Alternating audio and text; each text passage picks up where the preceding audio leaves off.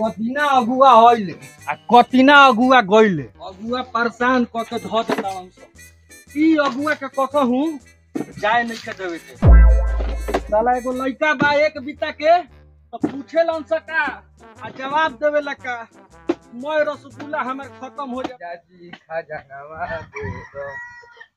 अरे का हो बाबू तुम तो पुरानका कुसिया के काहे झापुर के नाय कइले बाड़ो कबाड़ू बाड़ी में बेचबो का।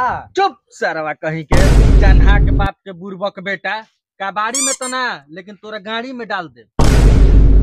अगुआ बताओ सब का अगुआ बताओ सन हम अभी जा तनी थाना में केस करम पूरा गांव बुलाइम पंचायत बुलाइम तारा पे केस करम तार फांसी होई हमारा खुशी होई। चुप सरवा हमार ना तोर अगुआ बताओ सब का हमारा अगुआ बताओ सन तब का तो सुन लो थाना कैंसिल गांव के आदमी कैंसिल पंचायत कैंसिल। बाबू तू बच गइल जो सरवा नया कपड़ा पहन के आओ जो। अरे बाप रे बाप हमारो शादी होई हमर मेहरारू आई हम बाप बनम तू दादा बनबा आवत तैयार हई देख सार के हाइट छोट बा आ बड़का सोच बा यही चलते सार के तो आई लगुआ भाग जातन सब। निकल सरवा जल्दी पानी उनी लेके। आपने बुलाया मैं चली आया जान हथेली पर लेके आया। डैडी जी मैं कैसा लग रहा है बाबू।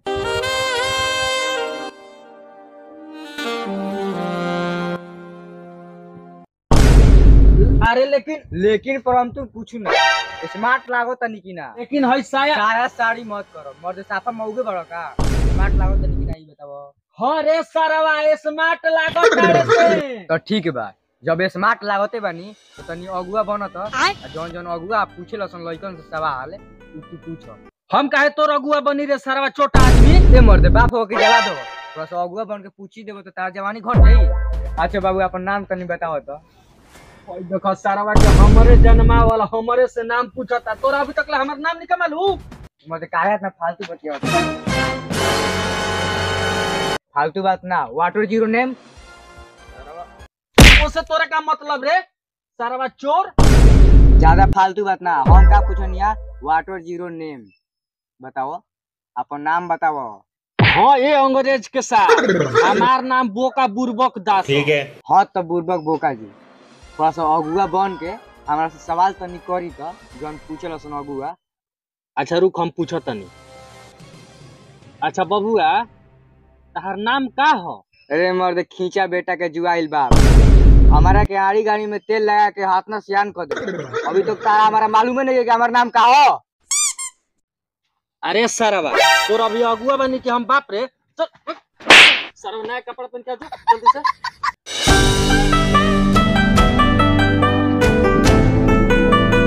प्रणाम प्रणाम प्रणाम आइए बैठी बैठी बैठी सब बैठी।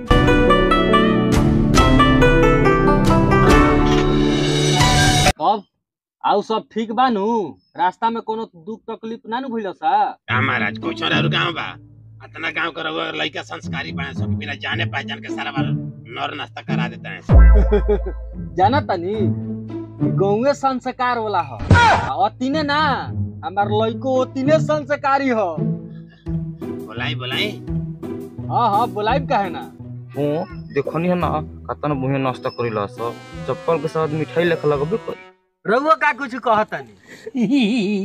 अरे महाराज गांव के लोग इतना संस्कारी बड़ा से कुछ कहे जुगुत बा। हम जाना तनी गांव के लइका संस्कारी बांस अभी रुकू नाश्ता पानी हम मंगाओ तनी ठीक नु। ए महाराज नाश्ता के काम ना मारो लइका बोलाओ जल्दी लइका। रुकू रुकू हम अभी बोला के लाओ तनी। बाबू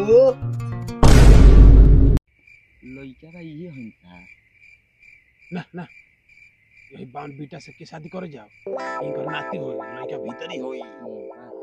बाबू कैसन कुर्ता पैंट सिवा देले बड़ो। इहे हमार लाम लहकार लइका बा देखू आ पसंद करू। काहो रपु रडुआ सार मारू दल सटा के हमर गांव बतनो जे लाम लहकार लइका बा एकार से बोर त सारा एकर पॉइंटे लाम बा।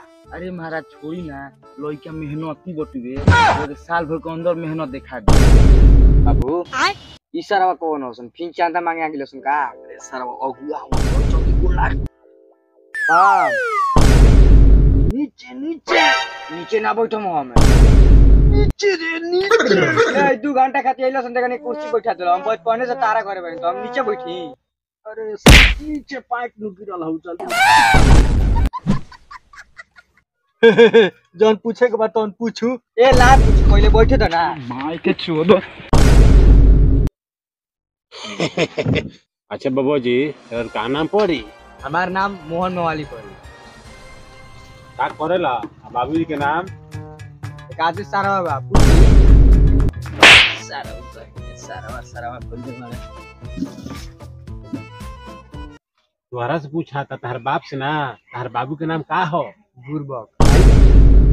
रुकी महाराज लइका रोड के बुरबक समझ हमारा के पूछे दी कुछ। बाबू के का नाम हो बबुआ? बुरबक। ए सर बढ़िया से हमार नाम बताओ। बोका बुरबक दास। पता ना कमा लो। देखिए कमाए धमाए के गाड़ मारू। हमारा दहेज में 1 चक्का 2 चक्का 3 चक्का 4 चक्का सब चक्का चाहिए। आ रहल बात कमाए के तो हमारा बाप के तेल चटाई के बिजनेस वही से हमार भरण पोषण होला। आ रहल राउर बेटी के बाद तो उनको वैसे ही भरण पोषण हुई जैसे हमार रानी की तरह बना के रख। और राउर ऊपर रह गई रहुआ हमारा से बियाह करम कि ना करम। अगर ना करम शादी तो लाड़ पे पादू जाऊं। चल गाड़ी स्टार्ट कर। देखला बाबू ऐसा टॉपिक छोड़नी कि एक आली में शादी फिक्स हो गई। कुछ कहबो ना केलसन अभी तुरंत लइसन तारा हाथ में आ कहियसन प्लीज बोका बुरबक की चाबी दियन स। हां ना हां तुरंत। हां अभी तुरंत ला के तारा हाथ में समझियसन तो। हां यही सब तो चुपे गइलान स। हां तारा ते रही बात समझो कमाई सारे दिन भर घरे खात रह खाली। सरुबा हो अपने जवान रहो तो खूब घूमला मजा मरला हो। हम जवान भइनी तो तकरा बहिनी का चोदो बुलबक बनल बड़ा त हमरा के हमरा आगा के जामल हमरा के चरावो तरो। गर्मी तू अभी देखल का आज के बाद दुआर पर लात ना लगाइए बिकी। आवत बाबू ए बाबू अरे सर अभी जे बड़े खैनिया दीजिए ना, बिना खैनिया के मने नहीं ना लगता है हमको ट्रेनवा में। यादी सारे खनी धरे जूता सरवा जल्दी भाग जैसे। अब हम ही इनको दिखाइए देंगे गर्मी क्या होता है। हम भी आ गए हो यहाँ पे हम वहीं आएंगे। का जानो बाहर ढेर दिन पर फोन कइले बाड़ू रिचार्ज खत्म हो जाता पैसा डाला दे साल भकत फ्री तारा बहन करे को हो। हमारा भी पैसा बा फाटल जो से जंगिया पेना तनी सी से सीख के आए भोटर हो तो फोन रखो हमारे पैसा बा ना। बाबूजी कहले ओने रहे न दे हम घर में होगनी कंगाल हम तो माल के चक्कर में ना पैसा कमाए तो भोसड़ी दूसरा पे फंस जाई। पैसा कमाए जरूरी बा फोनो ना करियो। अरे सरवा कहाँ रे तोनी के दासा देखला पर तो बुझा दे कौन पिटाई लगे कुत्ता आ कहाँ चल देला सो हई हाथ में टांग के जूता। वाह सर तू का मजाक कर ली से देखो तड़े कि घरे हमर बाबू दिने राती मारत तड़े हम अपन दुख केकरा ले बताई तू ही बोल। या तनी हम बाहर कमाए आता ना रुपया लेके आई ना आता ना पूरा दुलारपुर के देखाई। तोरे लेके कहानी तो हमरो बा तारा बाप बा हमार जमन सब ढोलक नियन पीट दे एले खिसिया के हमो भागल बनी। चल तोरा साथे बाहर जाके हम तैयार बनी। तू चल बे रे। यो दुखावा तो हमरो बा माल रुस गल बिया एकर कारण का बा मनी पैसा। तो चल सरवा बाहर तब तू हमनी साथे बोठे सहने बोट आवाज बोट कौन का खाली बाहर बुगाता है लो। हमारा बात मानो सो तो बाहर के गोली मारो। हमार दादा बाबा पहले खुरो पत्र है लोग चल जाओ उ हमनियो रोपल जाओ 52 बीघा में देख लो सारे के काबिल बनता उख में फायदा हो रे। सारा फायदा जतना माल धराइयो सन उख में तबन को पकड़ लीला पकड़ के बाद कहला कि माल द माल डोरी माल देवली तो हई काला और नया कुर्ता हई टापा टोपी उहे सब पैसा के हो माल पूरा दिन चल कहते सरवा अगर उख रुपाई तुम्हें माल ढुकिए सो अगर माल ढुकिए सो तो ध से धरम प से पकड़म मुंह से माल घिचल जाई देवी करिया से डोक डोरी एकदम अब तो का कहत रे तू का कहत रे बोल देख हम तो पहले ही से जानत रही बाहर भी हमरा कोई नहीं बीड़ी मिली ना ये काम हो जाई। तो चल यही बात तो तब रोपाई उख आ दूर कइल जावे करे बहिन के दुख। ए गाड़ी स्टार्ट कर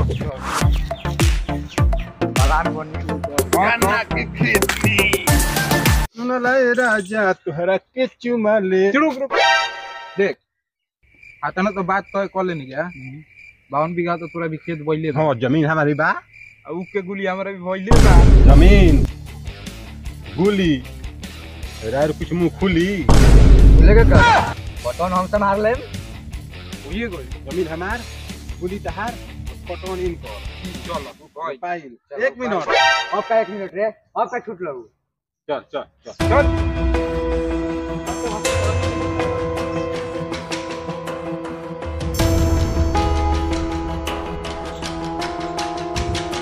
देखो सब भइयो इहे जमीन हो इहे जमीन खातिर कितना हमार घर के शहीद हो गेले सब और हम ई जमीन अपन हाथ से ना जे देनी ऊ कहेला ऊ जगह सारा ऊ कहेला जैसे कि एक ना एक दिन रुख रोपो ऊ दिन आज आ गइल बा इस सारा 52 बीघा जमीन ह फेकन बाप के फेकन लई होते होते फेक की जमींदारे हैं देखा ना है ये सारा पहले ह कथि सारा फुसफुसा तर सरे ना कुछ ना कहला सका ना भाई ना रे सारा भाई एक बे कॉल अच्छा तो ठीक बा हम आवत तनी उक के बिया लेके 1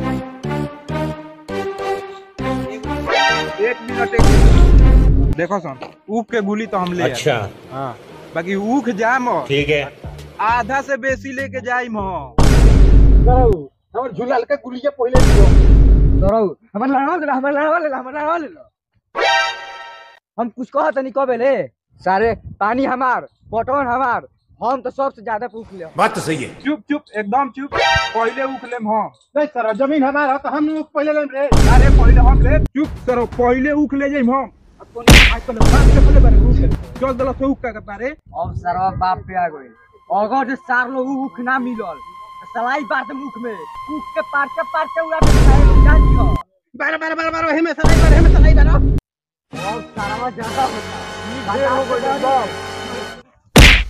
हे प्रभु हे हरि राम कृष्ण जगन्नाथ प्रेमानंद ये क्या हुआ तालाब में पानी आ गया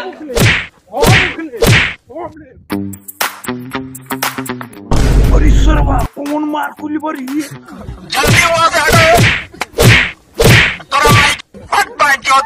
अरे भोसड़ी वाला काहे झगड़ा करतड़ सरे अच्छा ई चाचा जी रहुए बताई हमार जमीन में उख रोपाइल बा उख जाम गइल तो उख हमरे न होई हां बबुआ ई तहरे होई सुनला स अरे साला तू चुप अच्छा मौसा जी रहुए बताई उख के बिया देनी हम तो पूरा उख हमारे न होई हां बबुआ ई बात तो सही बा उख तहरे अरे तू काहे बबुआ बैठल बड़े कपारे हाथ धो के चुप मर दे हम तो जनिया तू अइला ह तू अइला ह हमरा दिल में सवार होइला का तू इंसाफ बढ़िया करबो तो तू मर दे एकरो उख दे तोरा एकरो उख दे तो हम तार गाड़ ले में पानी हमारा पानी से उख से आन गइल उख के कर भइल बात तो सही है हां ई तो बात तू ठीक कहत रे बबुआ ई उखवा तोरे भइल बाकी उखवा रोपाइल कहां बा